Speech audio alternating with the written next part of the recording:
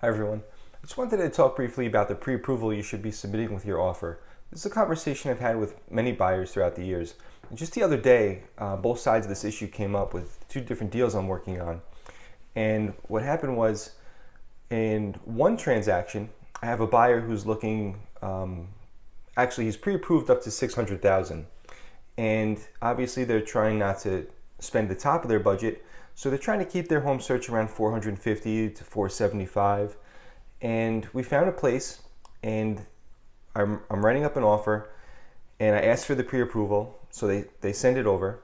And I look at the pre-approval, and I see it says 475,000 to match the offer we're putting in.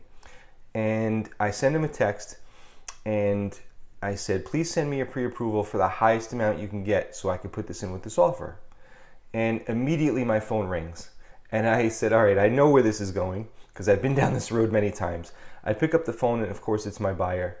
And he says, Tom, I spoke to my lender. I don't feel comfortable putting in my pre-approval of $600,000 because my lender said we can always adjust it. He can give me a new pre-approval if we have to raise our offer. I don't want to show my hand. I don't want the seller to know that I can afford $600,000 because then they'll try to get me to raise my offer. And this is a bad idea. I can't believe his lender would even entertain the thought of passing that along to his client. It's the worst advice a lender can possibly give. It's the worst advice a realtor can possibly give. And in contrast, I had another deal I'm working on where I'm the listing agent, and we have a house listed up in Poughkeepsie for $300,000, and we get an offer for full asking price, and the pre-approval, the woman who writes the offer is pre-approved for $450,000. And I said, this agent gets it. This is a smart move. This shows us that, okay, this buyer is 100% able and ready to buy this house. The loan is going to be a slam dunk. And actually that house did close last week with no problems whatsoever. And my first thought as a listing agent was not, oh my goodness, they're pre-approved for $450, so we're going to get this offer jacked up. It's the complete opposite. The thought process is, wow, this is the person we want to make a deal with. Of course, we're going to try to get the best terms we can get, the best price we can get, but we know the most important thing is getting a buyer who can perform. We want to know that this house is going to close at closing. So back to my buyer, who didn't quite understand.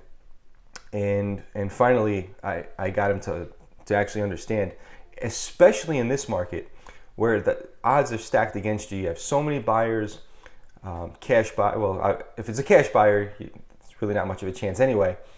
But we're competing against other buyers, many strong buyers, multiple offers. You want to do everything you can possibly do to give yourself the best chance of getting your offer accepted. And one of those things is to say, we're way overqualified for this house. So yeah, you might have another buyer that's about the same offer, maybe even a couple thousand more. But if they're at the top of their limit, that's a little bit risky. We're a slam dunk. We did get the offer accepted because he did take my advice.